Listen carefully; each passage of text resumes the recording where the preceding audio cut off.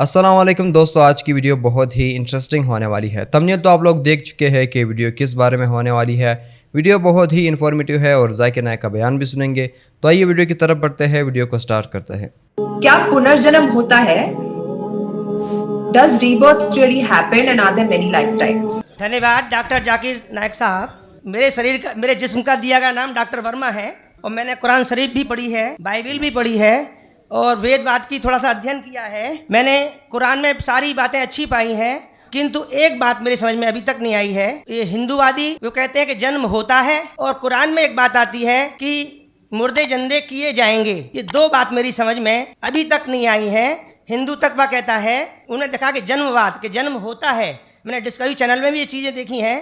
और दूसरा कि आखिर में कुरान में कि मुर्दे जिंदे किए जाएंगे। मैंने इस बात को बहुत से पूछा है, किंतु मेरे का इस बात का क्लियरिफिकेशन कोई भी मज़हब, एक तो जन्मवादी, दूसरा जो जन्म नहीं मानता यानी मुर्दों को जिंदा करता है, समझा नहीं पाया। मैं आपसे प्रार्थना करता हूँ कि इस बात को कुरान के माध्यम से और आपके माध्यम से मैं समझने के लिए आपसे गुजारिश कर रहा हूँ। धन्यवाद। डॉक्टर साहब ने अच्छा सवाल पूछा है कि उसने कुरान मजीद पढ़ी और सब बात को तस्लीम करते, सिर्फ ये एक या दो बात कि कुरान शरीफ के अंदर मौत आती है, मुर्दे को वापस से ज़िंदगी दी जाएंगी आखिरत में, उनका जिक्र है।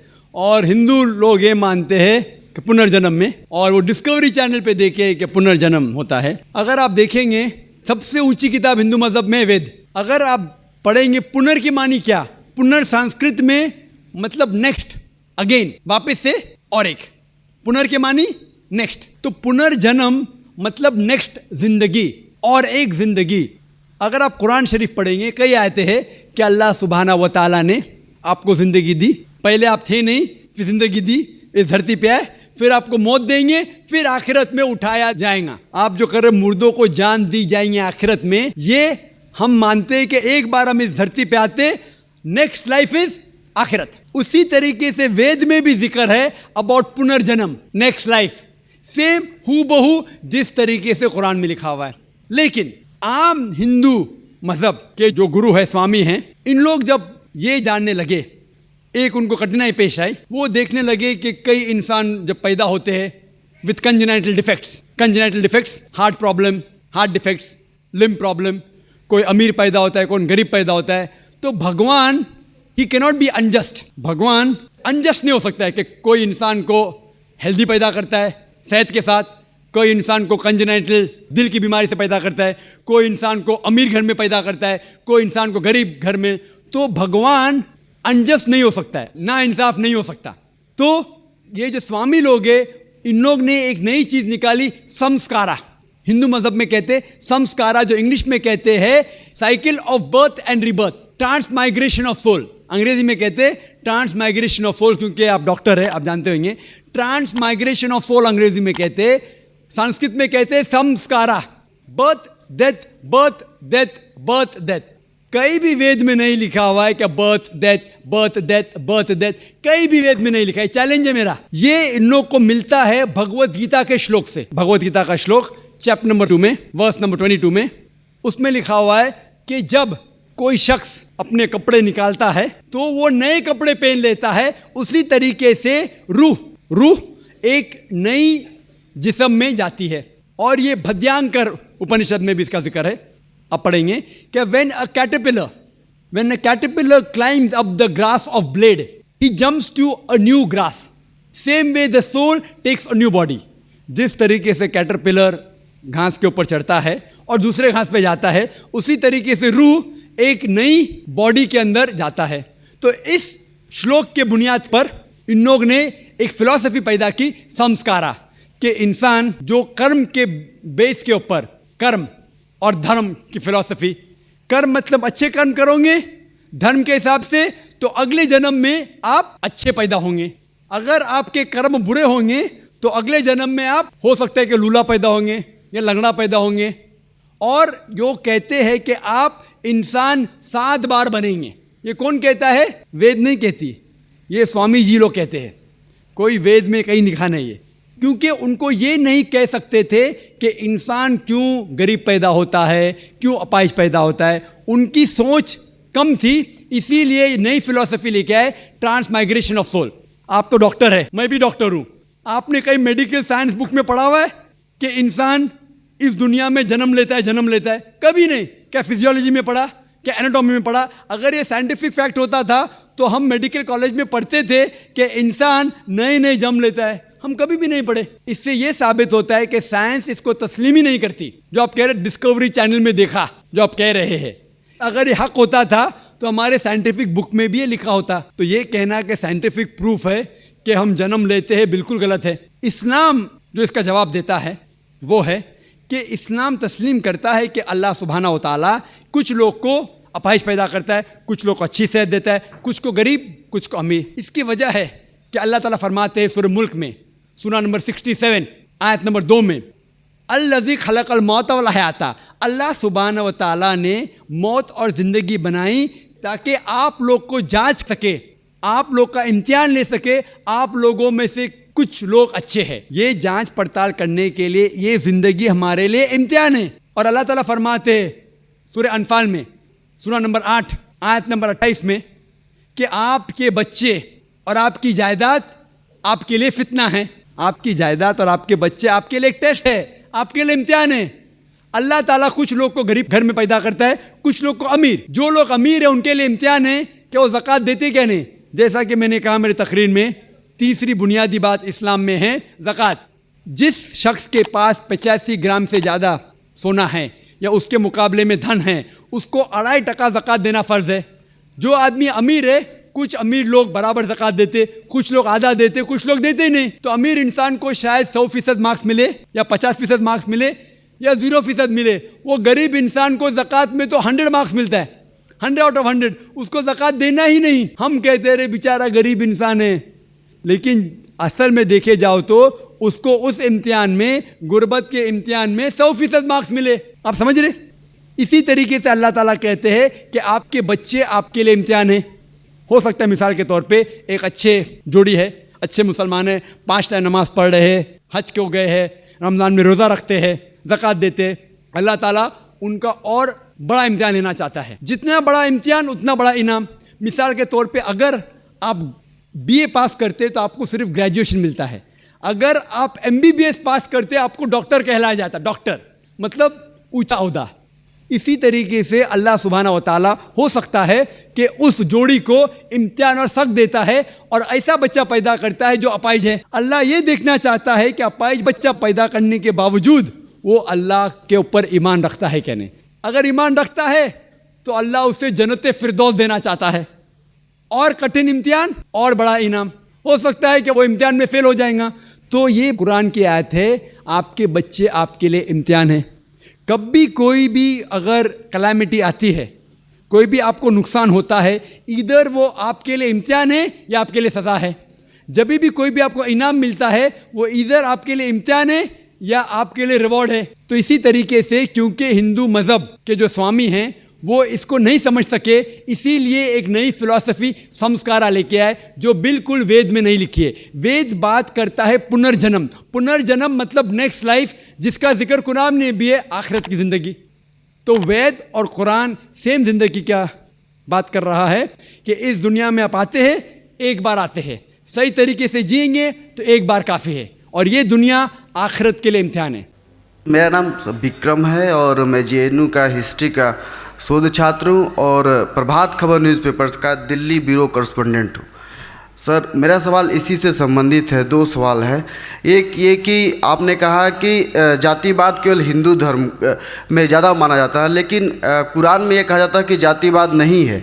लेकिन आप देखेंगे इस्लाम में तो सैयद है, पठान है, इनको काफ़ी ऊंचा दर्जा दिया जाता है, जबकि जो निम्न जाति के लोग हैं, जो दलित मुसलमान हैं, उनके साथ भेदभाव ज़्यादातर किया जाता है।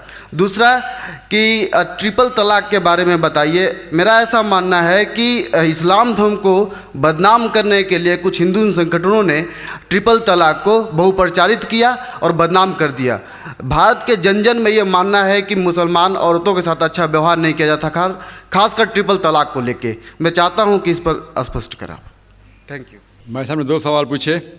पहला सवाल कि मैं कहता हूँ कि इस्लाम में जात पात नहीं है, तो इस्लाम में सैयद है, पठान है, ये सब क्या है?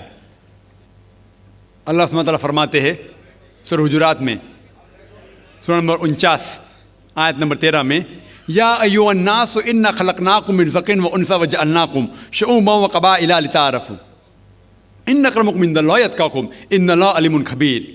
ओ इंसानों, हमने आपको एक जोड़ी से पैदा किया, सिंगल पैर, एक जोड़ी से मर्द और औरत की, और आपको कबीले में तकसीम किया ताकि आप एक दूसरों को पहचान सके, ना कि आप एक दूसरे से नफरत करें।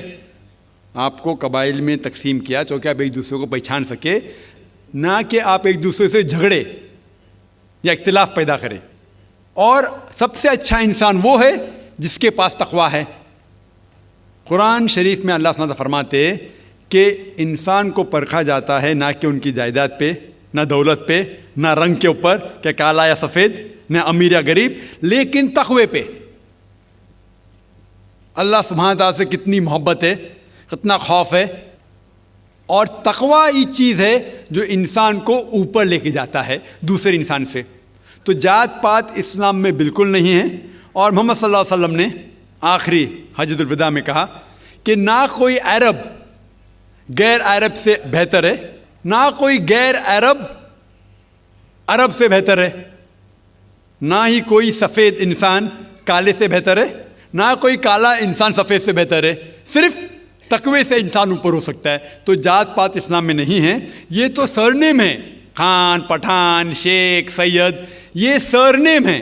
सरनेम मतलब जैसा होता है ना, सरनेम मिसाल के तौर पर इंडिया में कितने लोग का सरनेम है, देसाई सरनेम है, पटेल है, जोशी है, जो भी है, ये सरनेम है।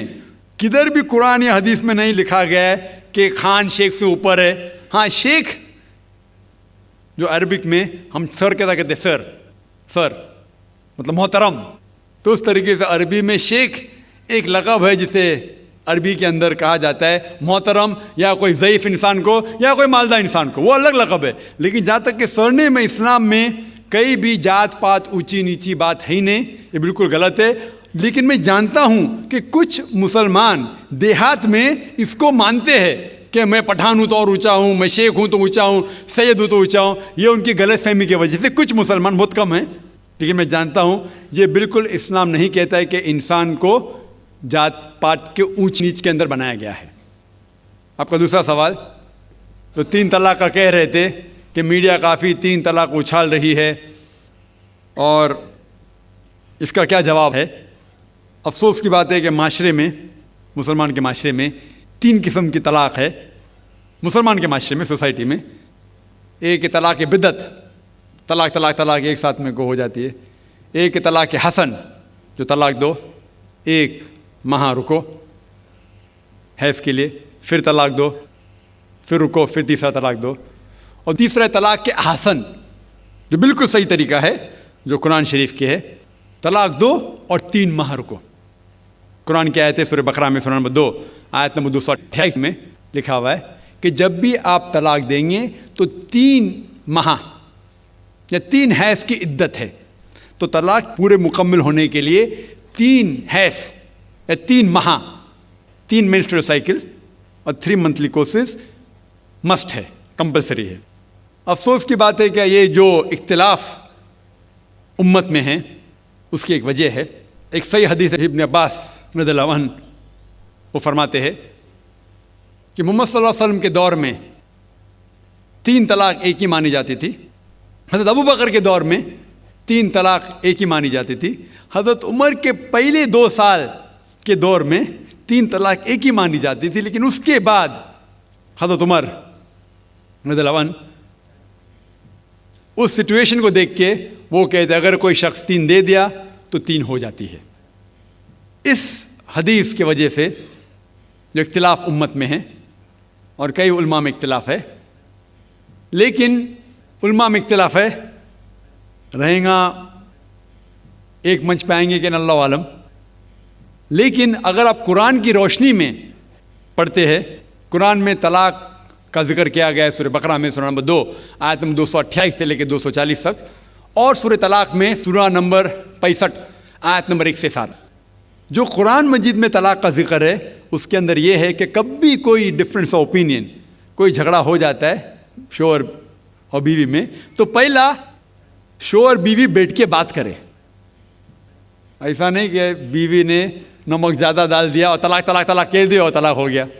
अगर बीवी में नमक ज़्यादा डाला, बोले आपको नमक कम चाहिए, मामला सुलझ जाएगा। बैठ के बात करो।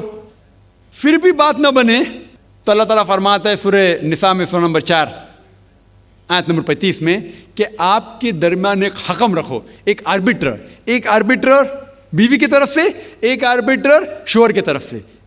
मतलब आर्बिट्रर, हकम कहते हैं आर्बिट्रर को, हकम रखो बीवी की तरफ से और शोहर की तरफ से, और मामला को सुलझा लो। फिर भी अगर बात नहीं माने तो आप फिर तलाक दे सकते हैं। तो तलाक देते हैं तो कई उसके क्राइटेरियाज है कि हैज़ के वक्त तलाक मत दो, जब आप गुस्से में तलाक मत दो, शराब की हालत में तलाक मत दो। उसके बाद जब तलाक दिया जाता है तो 3 माह रुकना चाहिए। ये तलाक के आसन है जो बिल्कुल सही तरीका है। तलाक दो और 3 माह रुको, और 3 माह के अंदर अगर आप रुजू करना चाहते हैं अपनी बीवी से तो रुजू हो सकते, अल्हम्दुलिल्लाह। अगर 3 माह तक आप समझते नहीं मुझे मेरे बीवी से अलग होना ही चाहिए, तो 3 माह के बाद इद्दत गुजरने के बाद आप दोनों मियाँ बीवी नहीं रहते, आप अलग हो जाते। लेकिन उसके बाद अक्सर मुसलमान भी नहीं जानते ये कुरान की आयत क्या है। कुरान शरीफ में लिखा हुआ है सूरह बकरा में सूरह नंबर 2 आयत नंबर 232 में कि अगर वो शख्स अपनी पुरानी बीवी से फिर से शादी करना चाहता है तो मत रोकिए। तो अगर तलाक हो चुका है सही तरीके से, तलाक के आसन के तरीके से, और 3 माह हो गए, इद्दत गुजर गई, 6 महीने बाद अगर लगा भाई जो मैंने क्या गलत किया, मैं फिर से शादी करना चाहता है, तो वो आदमी अपनी पुरानी बीवी से फिर से निकाह कर सकता है। लेकिन नया निकाह नया महर, नया निकाह नया महर, जो कई मुसलमान नहीं जानते। अफसोस की बात है कि हम मुसलमान कुरान को तर्जुमे के साथ पढ़े ही नहीं, सही हदीस को तर्जुमे के साथ पढ़े ही नहीं। अगर हम कुरान शरीफ को सही तरीके से पढ़ेंगे और सही हदीस पे अमल करेंगे तो ये जो गलत फहमियाँ हैं दूर होंगी। और फिर से अगर शादी हुई, फिर से आप साथ में रह सकते, फिर से प्रॉब्लम हुआ तो फिर तलाक दो, फिर 3 माह रुको, फिर से अलग हो जाओ, फिर से आप चाहते फिर से शादी कर सकते। 3 बार जायज़ है, तीसरी बार आखिरी बार है, उसके बाद आप फिर से शादी नहीं कर सकते जब तक वो दूसरी किसी से शादी नहीं करे। लेकिन मैंने अपनी ज़िंदगी में एक भी शख्स मेरे ज़िंदगी में नहीं आया जो तलाक के आसन किया, सही तरीके से तलाक दिया, अलहदा हो गए, फिर निकाह हो गया, फिर अलहदा हो गए, फिर निकाह हुआ, फिर अलहदा हुआ। मैंने कोई भी शख्स मेरे ज़िंदगी में पूरे दुनिया में ऐसा शख्स के बारे में सुना ही नहीं जो सही तरीके से किया और बिछड़ गया, फिर से शादी की, फिर से बिछड़ गया, फिर से निकाह के, फिर बिछड़ गया, फिर शादी करना चाहता है। अगर आप सही तरीके से कुरान के ऊपर अमल करेंगे तो ये नौबत आएंगी नहीं। और कुछ लोग जो इस्लाम को मजाक बनाएं और क्या कहते कि अच्छा अगर एक साथ में दे दिए, 3 तलाक दे दिए, हो गई, अभी क्या हलाला करो। कुरान कहता है 3 तलाक एक साथ में भी देंगे तो एक ही होती है। मोहम्मद सल्लल्लाहु अलैहि वसल्लम के वक्त पे 3 भी एक साथ में देना एक ही होता था। हज़रत अबू बकर के टाइम में भी 3 तलाक एक ही होता था। हज़रत उमर के दौर में लोग जो कहते 3 तलाक 3 होती है, कई उलमा कहते हैं कि उनने ये अपने फतवे पे रुजू किए और उन्हें अफसोस था कि ये फतवा उन्हें दिए, और कई लोग कहते नहीं उनका फतवा सही था। इसमें उम्मत का इख्तिलाफ है। लेकिन अगर कुरान की रोशनी में देखेंगे तो 3 तलाक एक साथ में भी देंगे तो एक ही होती है। हज़रत उमर के दौर में रज़ियल्लाहु अन्हु उन्होंने कहा था कि हम उसे कह नहीं सकते क्या वो गलत है। लेकिन उलमा ये कहते हैं, मिसाल तो इब्न तैमिया, शेख इब्न तैमिया, वो कहते हैं कि ये हज़रत उमर में अल्लाह भी प्लीज़ रज़ियल्लाहु अन्हु, वो मोहम्मद सल्लल्लाहु अलैहि वसल्लम ने जो कहा उसके ऊपर नहीं है। इसीलिए हमें बात मानना चाहिए कुरान और अल्लाह के रसूल की। इसके अंदर हज़रत उमर में अल्लाह भी प्लीज़ थे रज़ियल्लाहु अन्हु, उन्हें रुजू किया। इसीलिए वो कहते कि 3 तलाक भी होंगी तो एक ही होती है, 3 नहीं होती। इसमें उम्मत का इख्तिलाफ इसलिए है कि हमने कुरान पढ़े ही नहीं। हम अगर कुरान पढ़ेंगे सही तरीके से और जाने, कई लोग ये समझते हैं कि तलाक के लिए 3 बार बोलना ज़रूरी है, अगर 3 बार नहीं कहेंगे तलाक होती ही नहीं। वो उनकी नादानी है, वो उनकी जहालत है। तो हमें क्या करना चाहिए? ये मीडिया उछाल रही है, हम मुसलमानों को ये तलाक का तरीका जो सही तरीका है, तलाक के अहसन, उसको आम करना चाहिए और ये कहना चाहिए किस बुनियाद पे तलाक दी जा सकती है, कब दी जा सकती है, कैसे मौके पे दी जा सकती है, देना चाहिए क्या नहीं। तो ये सब अगर हम मुसलमान आम करेंगे तो इंशाअल्लाह ये इख्तिलाफ जो उम्मत में है वो नहीं रहेगा और मीडिया उसे उछाल रही है। मेरे पेरेंट्स हिंदू थे, पर मैं अपने को हिंदू नहीं मानता हूँ, मैं अपने को इंसानियत मानता हूँ, इंसान मानता हूँ। बाई चांस मैं जमा हूँ हिंदू जगह घर, और आप जमे हैं इस्लाम के घर, और दूसरे जमे उनके घर, पर सबसे ज़्यादा है इंसानियत। और अभी तक मज़हब ने, कोई भी मज़हब हो, इंसानियत के ऊपर अमल नहीं किया। आपने 12-13 साल से इसमें स्टडी कर रहे हैं, मैंने 30 साल से स्टडी कर रहा हूँ, बाल मेरे सफ़ेद हो गए हैं, रोटी के लिए मैं बिजनेस करता हूँ। पर जो किताबों के आपने पढ़े हैं, आपने ये जांच की वो किताबें किसने लिखी हैं? हज़ारों साल बाद लिखी हैं। पहले एक ज़ुबान की बात होती थी, कोई राम राम राम कह के उसके कहावत है मर मर मर कहने लगा, उसको पूजना है। वेदा ऐसी थी, ग्रीक मैथोलॉजी ऐसी थी, इजिप्शियन मैथोलॉजी ऐसी थी, एब्राहम से लेके मोसेस तक, और आपके मोहम्मद साहब किताब, आपका मोहम्मद साहब का जो किताब लिखेगी कुरान 50 साल बाद लिखेगी, और नहीं 40-50 कोई भी हो। पर मुझे माफ़ करना साहब, मैं आपसे एक सवाल ये उठना चाहता हूँ, हम सब इंसान हैं, इंसान को एक करके सब मज़हब 21st सेंचुरी में इंसानियत मज़हब क्यों नहीं बनाते? जो आप ठहर, मैंने अभी ख़त्म नहीं किया जनाब, मैंने हमने ख़त्म नहीं किया। हाँ, मैं ये कह रहा हूँ साहब, आप अपना पर्सनल मज़हब है रखिए, अपने घर में रखिए, बस स्टेट में और दूसरों के ऊपर ना लाइए, वार ना करिए, लड़ाई ना करिए। एक माफ़ी चाहता हूँ, ऐसी हज़ारों चीज़ें मैं दूसरे मज़हब में निकाल सकता हूँ। मैं आपसे पूछना चाहता हूँ, खलीफा 40 साल के अंदर मर गए, मर्डर हुए, असैसिनेट हुए, और अली साहब जो थे वो ग्रैंडसन हमारे पैगंबर के थे। ये चीज़ों के हवाला दूसरों में भी है, मैं हज़ारों दे सकता हूँ, पर इसका सवाल मैं आपसे कहना चाहता हूँ। भाई साहब ने अच्छा सवाल पूछा, लंबा था, तकरीर थी छोटी। भाई साहब ने कहा कि वो हिंदू धर्म में पैदा हुए लेकिन हिंदू नहीं है, इंसान हैं। क्यों ना हम एक मज़हब इंसानियत बनाते हैं? उनका जो कहना है वो इंसान है।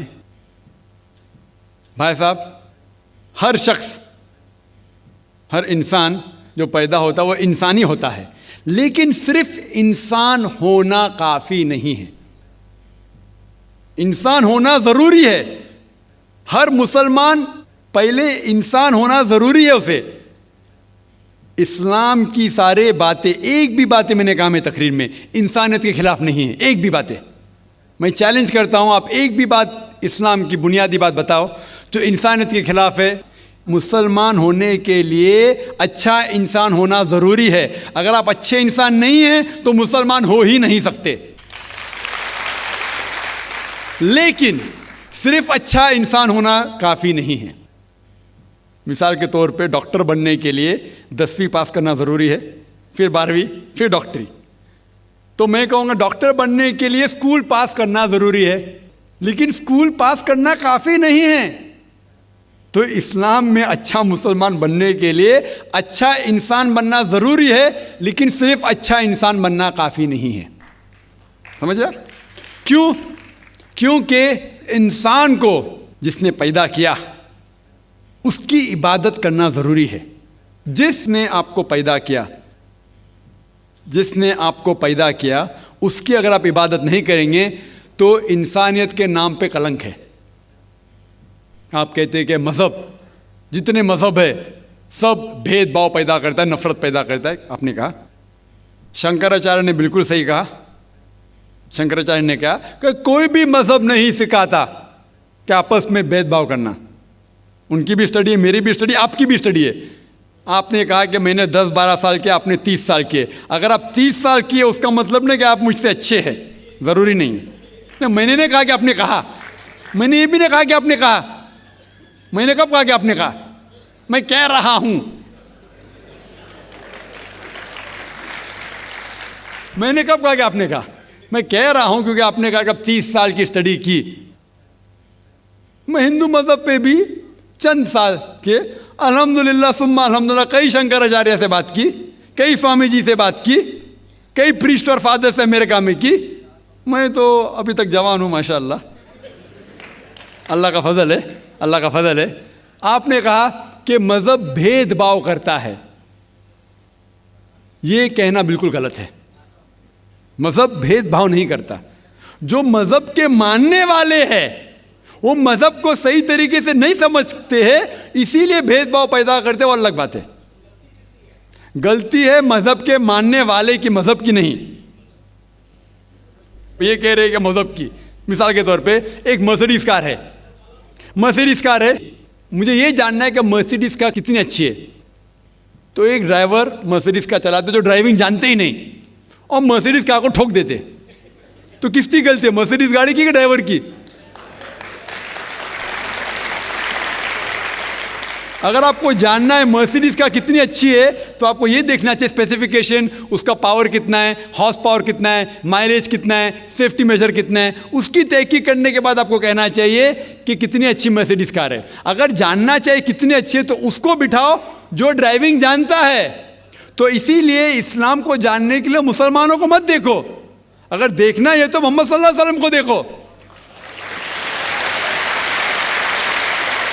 आप मुझे मत देखो, मुझे मत देखो, हमारे आज के मुसलमान को मत देखो। देखो जो सबसे अच्छा ड्राइवर है, सबसे अच्छा इस्लाम को समझ चुका है, वो मोहम्मद सल्लल्लाहु अलैहि वसल्लम है। उनको देख के इस्लाम की तहकीक करो, और तहकीक करने के लिए आपको इस्लाम की किताब पे जाना पड़ेगा। और आपने जो कहा आखिर के अंदर कि सारी मज़हब किताब बाद में लिखी गई, पहला कहना था, आप काफ़ी हद तक के सही है, आप काफ़ी हद तक के सही है कि आप बिल्कुल सही फरमाते, लेकिन ये कहना कि सारी मज़हब की किताब उसमें गलती है। अक्सर मज़हब कितने किताब है, वेद हो, उपनिषद हो, बाइबल हो, ओल्ड टेस्टामेंट हो, न्यू टेस्टामेंट हो, आपने कहा मूसा अलैहिस्सलाम से लेके वहाँ सही था, लेकिन आखिरी में जो आपने गलती की मोहम्मद सल्लल्लाहु अलैहि वसल्लम, वहाँ गलती की। आखिर में आके आप अटक गए, आखिर में आके आप फंस गए। आपने शायद इस्लाम का मुताला सही तरीके से नहीं किया होगा, आपने शायद अरुण शुरू की किताब पढ़ी होंगी। अगर आप कोई मज़हब का मुताला करना चाहते हैं तो जो मज़हब को समझ चुका है उसकी किताब पढ़ो। आप अगर अरुण शुरू की किताब पढ़ेंगे और इस्लाम के मुताला करा कहेंगे, ये किधर का सही फैसला है? मैं कहता हूँ अरुण शुरी जैसे लोग की पढ़ी होंगी, क्योंकि जब भी कुरान नाजिल हुआ, जब भी कुरान की आयत नाजिल होती थी, मोहम्मद सल्लल्लाहु अलैहि वसल्लम अनपढ़ थे। जब भी कोई आयत नाजिल होती थी वो उसे याद करते थे और अपने साथियों सहाबा से उसकी तिलावत करते थे और सहाबा फौरन उसे लिख लेते थे। तो मोहम्मद सल्लल्लाहु अलैहि वसल्लम की मौजूदगी में हर आयत लिखी जाती थी और वो उसे चेक कर, मिसाल के तौर पे इक़रा बिस्मि रब्बिकल लज़ी खलक़ आयत नाजिल हुई, उन्होंने याद किया, सहाबा से कहा, सहाबा ने लिखा इक़रा बिस्मि रब्बिकल लज़ी खलक़, पढ़ के सुनाओ, पढ़ा, हाँ सही। अगर गलती होती तुम्हारी टोक देते थे। तो मोहम्मद सल्लल्लाहु अलैहि वसल्लम की मौजूदगी में जब भी अल्लाह सुब्हानहू व तआला आयत नाजिल करते थे वो याद करते थे और लिखवाते थे और चेक भी करते थे। सारा कुरान मजीद मोहम्मद सल्लल्लाहु अलैहि वसल्लम की मौजूदगी में लिखा गया। आप जो कह रहे वो हज़रत उस्मान का जिक्र कर रहे, वही तो अफसोस की बात है, आपने सही मुताला किया ही नहीं। हज़रत उस्मान ने कई साल बाद, 40-50 साल बाद, जो आप कह रहे 40-50 यहाँ से आपको आया, उनने क्या कहा कि इस कुरान मजीद का जो नुस्खा है उसको और नुस्खे बनाए जाए और बाकी लोग में फैला दिया जाए, क्योंकि लोग को इख्तिलाफ था रवानगी के अंदर। तो उसको दूर करने के लिए हज़रत उस्मान रज़ियल्लाहु अन्हु उनने कहा कि जो नुस्खा मोहम्मद सल्लल्लाहु अलैहि वसल्लम की मौजूदगी में था उनने अपनी बीवी को दिया, हज़रत हफ्सा को, और जो हज़रत उमर की बेटी थी उनके पास महफूज था, उनने लिया। और सहाबा 5-6 सहाबा जो ज़ैद बिन थाबित रज़ियल्लाहु अन्हु उनकी सदारत में उसकी नकल की और ये नकल हुए नुस्खे को दुनिया के अलग अलग जगह पे फैलाइए। और एक नुस्खा अब भी मौजूद है कोप्टा की म्यूजियम में, कोप्टा की म्यूजियम इस्तांबुल में। तो आप जो जिक्र कर रहे हैं वो उतारे हुए कुरान शरीफ का जिक्र कर रहे, जो हकीकत में कुरान शरीफ है वो मोहम्मद सल्लल्लाहु अलैहि वसल्लम की मौजूदगी में लिखा गया था। उनने खुद उसको चेक की क्या सही था, और जब भी आयत नाजिल होती थी अपनी सही जगह पे उसे लिखवा लेते थे मोहम्मद सल्लल्लाहु अलैहि वसल्लम। तो ये कहना बाकी मजहब की किताब में अक्सर अब सही है। मिसाल के तौर के ऊपर बाइबल 70 ईयर्स बाद लिखा गया है, वेद वो सैकड़ों साल बाद लिखा गया है। कितनी पुरानी वेद है, कभी वेद आया दुनिया में ये किसी को पता ही नहीं। वो आपके हिसाब से, स्वामी दयानंद सरस्वती के हिसाब से 1310 मिलियन ईयर्स ओल्ड, 1310। आप थोड़ी ठेकेदार है मजहब के, आप ठेकेदार है मजहब के क्या? नहीं ठेकेदार है ना।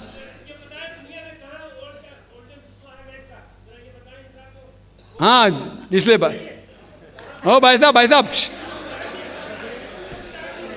ना बिल्कुल सही भाई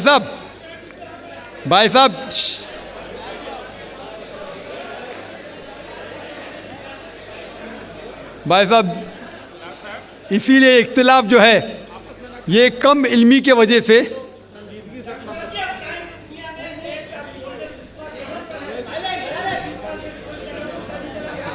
वेद का वेद का क्या नहीं, सब लोग चुप हो जाए। भाई साहब ने कहा कि दुनिया का सबसे ओल्डेस्ट स्क्रिप्ट वेद है, वो कुछ हिस्टोरियंस कहते हैं। बट ओल्ड होना मतलब नहीं कि सही, जो कुछ ओल्ड है वो सबसे बेहतर होना जरूरी नहीं। मिसाल के तौर पे मेरे पास पुरानी गाड़ी है 50 साल पुरानी, उसका मतलब नहीं कि नई गाड़ी से अच्छी है। ये भी हो सकता है कि पुरानी गाड़ी नई गाड़ी से अच्छी हो सकती है।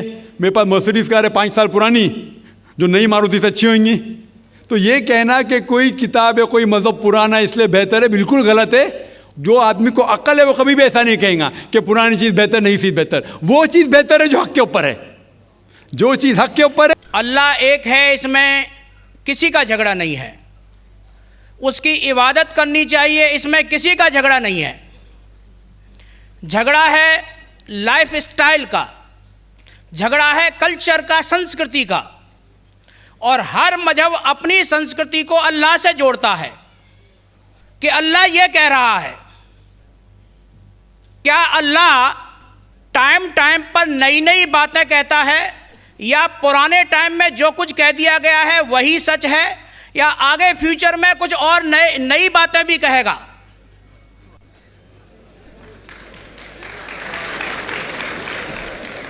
भाई साहब का अच्छा सवाल था कि किसी को दो राय नहीं कि अल्लाह एक है, भगवान एक है। सब मानते कैसे उसी की इबादत करना चाहिए, लेकिन हर मज़हब अपनी कल्चर, अपनी संस्कृति को देख के स्टाइल बदलता है। तो अल्लाह ताला जो पहले कह चुका वो अभी भी सेम है कि टाइम टाइम पे बदलता है। भाई साहब का सवाल अच्छा है, लेकिन ये कहना चाहता हूँ जवाब देने के पहले, उन भाई साहब ने कहा कि सब मानते हैं कि अल्लाह एक है। ये मैं नहीं मानता हूँ कि सब मानते, मैं नहीं मानता हूँ कि सब मानते। ये मेरा फील्ड है, ये मेरा फ़न है गैर मुस्लिम से बात करना। मैं ये नहीं मानता हूँ कि हर गैर मुस्लिम मानते अल्लाह एक है, कि भगवान एक है। कई लोग भगवान में मानते ही नहीं, नास्तिक कहते हैं। और जो लोग कहते हैं भगवान में मानते हैं, हर कोई एक में नहीं मानता। कितने लोग 3 में मानते, कितने लोग 100 में मानते, कितने लोग सब कुछ भगवान मानते हैं। तो पहले आपके जो सवाल का जो पहला था, हर इंसान मानता है भगवान एक है, उससे मैं मुत्तफिक नहीं हूँ। दूसरी चीज़ कि सब एक ही भगवान, एक ही ईश्वर को पूछते हैं, कि इबादत करते, ये भी मैं नहीं मानता हूँ। ये बात है कि अक्सर लोग मानते हैं कि भगवान एक है, यहाँ तक के तो सही है, अक्सर, सब नहीं अक्सर, लेकिन एक ही भगवान को पूछते, ये बिल्कुल गलत है। सब लोग एक भगवान को नहीं पूछते।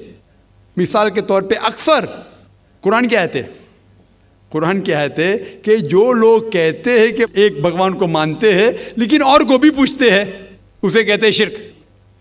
आप पूछेंगे आम इंसान भगवान एक है, मालिक एक है बोलेंगे, लेकिन जा रहे पूज रहे, बुद्ध को पूज रहे, कभी इसको पूछते, कभी उसको पूछते। तो ये आप अगर धर्म के किताब पढ़ेंगे, बाइबल पढ़ो, वेद पढ़ो, ये सब इसकी ममानियत है। ये हराम है कि किसी और को पूजना। इसके बावजूद धर्म के मानने वाले अक्सर दूसरी चीज़ को पूछते हैं जो बिल्कुल गलत है। तो ये कहना कि इंसान एक ही भगवान में मानता है और उसी को पूछता है, बिल्कुल गलत है। आप देखेंगे आम तौर पे जो फ़र्क है कि जो कुरान कहते ताला विला कलमतिन सवा बैना बैनकुम, आपस में उस चीज़ पे आओ जो हम और आप में यकसा है। सबसे पहली बात है अल्लाह नाबुदा इल्लल्लाह, कि हम एक ही ईश्वर, एक ही भगवान की इबादत करें। एक ही भगवान में मानना काफ़ी नहीं, मानने के अलावा उसी की इबादत करना और किसी की नहीं। आपका अहम सवाल कि हर मज़हब एक ही भगवान कहता है, ये बिल्कुल सही है। एक ही भगवान की इबादत कहना कि बिल्कुल सही है, लेकिन अपने तहजीब के हिसाब से बदलते रहता है, ये कहना गलत है। और अल्लाह ताला कितने बार बदलता है? ये कह सकते हैं कि टाइम जाने के वजह से किताबें बदलती गई। अल्लाह का जो पैगाम है, बेसिक पैगाम, वो सेम है, वो बदलता नहीं कि अल्लाह एक है, एक ईश्वर की इबादत करो, वो बदलता नहीं। उसके कुछ चीज़ें, ऊपरी चीज़ें शायद बदले। मिसाल के तौर पे किस तरीके से इबादत करना, हम जिस तरीके से सलाह पढ़ते हैं वो 1400 साल पहले मोहम्मद सल्लल्लाहु अलैहि वसल्लम पैगम्बर के ज़रिए नाजिल हुआ। लेकिन जो मेन है कि एक ही ईश्वर है, एक ही ईश्वर की इबादत करना चाहिए, वो कभी भी नहीं बदलेगा। लेकिन टाइम जाने के वजह से जो मजहबी किताबें लोग बदलते गए। अल्लाह ताला फरमाते कुरान में, सूरह बकरा में, सूरा नंबर 2 आयत नंबर 79, फ़वैलुल लिल्लज़ीना यक्तुबूनल किताब बिअयदीहिम सुम्मा यक़ूलूना हाज़ा मिन इंदिल्लाह लियश्तरू बिही समनन कलीला फ़वैलुल लहुम मिम्मा क़दबत अयदीहिम वैलुल लहुम मिम्मा यक्सिबून। इसकी मानी है कि लानत है वो लोग पे जो लोग किताब अपने हाथ से लिखते हैं और कहते हैं अल्लाह की तरफ से है। लानत है उनके ऊपर जो कमाते हैं और लानत है उनके हाथ के ऊपर। तो अल्लाह ताला फरमाते हैं कि किताबें बदली गई है। तो जितने मजहबी किताबें हैं आज की तारीख में, सारी कुरान मजीद को छोड़ के, विलियम मोर एक क्रिटिक है, इस्लाम के खिलाफ किताब लिखता है, बहुत शिद्दत से इस्लाम के खिलाफ है। उनने लिखी थी 200 साल पहले कि शायद एक ही मजहबी किताब है जो पूरी पाक है 1200 साल तक के, वो है कुरान। तो एक ही किताब जो महफूज है, क्यों? अल्लाह सुब्हाना व तआला कहते हैं कुरान में, सूरह हिजर में, सूरा नंबर 15 आयत नंबर 9 में, कि मैंने कुरान नाजिल किया है और मैं इसकी हिफाजत करूँगा। जितने पहले किताबें आए वो वक्त के हिसाब से बदल दिए और अल्लाह सुब्हाना व तआला ने उसे महफूज रखने की ज़रूरत समझा ही नहीं। क्यों? क्योंकि जितने पैगंबर मोहम्मद सल्लल्लाहु अलैहि वसल्लम के पहले आए, वो पैगंबर सिर्फ अपनी कौम के लिए आए और कुछ वक्त के लिए आए, ता क़यामत तक नहीं। ईसा अलैहिस्सलाम सिर्फ यहूद के लिए आए, मूसा अलैहिस्सलाम उस वक्त के लिए आए। जितने पैगंबर आए अपनी कौम के लिए आए और कुछ महदूद वक्त के लिए आए, एक कौम के लिए आए। लेकिन मोहम्मद सल्लल्लाहु अलैहि वसल्लम आखिरी पैगंबर सिर्फ मुस्लिम या सिर्फ अरबों के लिए नहीं आए, सारी इंसानियत के लिए आए। और जो कलाम उनके ज़रिए नाजिल हुआ, अल्लाह सुब्हानहू व तआला कुरान, वो सिर्फ मुस्लिम के लिए नहीं और सिर्फ उस वक्त के लिए, वो सारी इंसानियत के लिए और ता क़यामत तक है। तो क्योंकि ये किताब महफूज रखने वाली किताब है, ये किताब कभी नहीं बदलेंगी, ये आखिरी है। और अल्लाह ताला फरमाते सूरह माइदा में, सूरा नंबर 5 आयत नंबर 3 में, क्या मैंने इंसानों के लिए इस्लाम चुना और उनके लिए ये मज़हब सबसे बेहतरीन मज़हब चुना और ये मुकम्मल हो गया। इसके बाद कुछ चीज़ नई नहीं आएंगी और कुछ चीज़ निकाली नहीं जा सकती। तो पहले जितने किताबें आए, जितने नाजिल हुए अल्लाह ताला के, वो बदलते गए क्योंकि उसे महफूज रखने की ज़रूरत थी नहीं, क्योंकि वो पैगाम पूरा मुकम्मल पैगाम ता क़यामत तक था ही नहीं। लेकिन आखिरी पैगम्बर मोहम्मद सल्लल्लाहु अलैहि वसल्लम 1400 साल पहले आए, उनका जो पैगाम है और जो किताब नाजिल की गई कुरान, वो ता क़यामत तक होने वाली थी, इसीलिए उसे महफूज रखा गया है। तो अल्लाह सुब्हानहू व तआला ने 1400 साल पहले समझे कि ये वक्त ही सही है कि इंसानियत उस दर्जे पे पहुंच गई कि वो कुरान को समझ सके। आप मुझे पूछेंगे कि कुरान पहले क्यों नाजिल किया, 1400 साल पहले क्यों किया, 10,000 साल पहले क्यों नहीं किया? तो मैं कहूँगा कि अल्लाह ताला हमारा खालिक है, वो जानता है कि इंसान कब किस चीज़ समझ सके। मिसाल तो मेरा बेटा कहेगा कि मुझे डॉक्टर बनने का, डायरेक्ट मेडिकल कॉलेज में डालो, मैं बोलूँगा पहले भाई 10th करो, स्कूल जाओ, फिर कॉलेज जाओ, फिर मेडिकल कॉलेज जाओ। तो उसी तरीके से अल्लाह सुब्हानहू व तआला हमारे खालिक है, वो जानते थे कि ये 1400 साल पहले इंसान इस दर्जे पे पहुँचे कि वो कुरान को समझ सके और उनने नाजिल किया। और अभी ये आखिरी किताब है, इसके बाद कोई भी नया पैगंबर नहीं आएगा। इसके बाद कोई कहता है कि मुझे अल्लाह ताला से वही आती है, उसको साइकेट्रिस्ट की ज़रूरत है। साइकेट्रिस्ट दिमाग की बीमारी है। तो मेरे प्यारे मोअज़्ज़ज़ नाज़रीन, ये थी हमारी आज की वीडियो डॉक्टर ज़ाकिर नाइक का बेहतरीन सा लेक्चर। तो आप लोगों ने सुन लिया, उम्मीद है कि आपको वीडियो पसंद आया हो। दोस्तों, ज़ाकिर नाइक ने बहुत ही शानदार और बहुत ही खूबसूरत तरीके से जवाब दिया, और ज़ाकिर नाइक जब भी जवाब देते हैं उसका हवाला कुरान और हदीस से देकर देता है। तो दोस्तों, ज़ाकिर नाइक के बारे में अपनी कीमती राय का इजहार कमेंट सेक्शन में ज़रूर कीजिए, और अगर आपका भी कोई सा सवाल है आप कमेंट सेक्शन में पूछ सकते हैं। इंशाअल्लाह ताला आपको ज़रूर रिप्लाई मिलेगा। तो दोस्तों, वीडियो कैसी लगी, वीडियो को लाइक और चैनल को सब्सक्राइब करना बिल्कुल ना भूलें, और इस तरह मज़ीद वीडियो देखने के लिए बेल आइकन को ज़रूर प्रेस करें ताकि आपको न्यू वीडियो आने की नोटिफिकेशन मिल जाए। तो मिलते हैं नेक्स्ट वीडियो में, तब तक के लिए अल्लाह हाफिज़।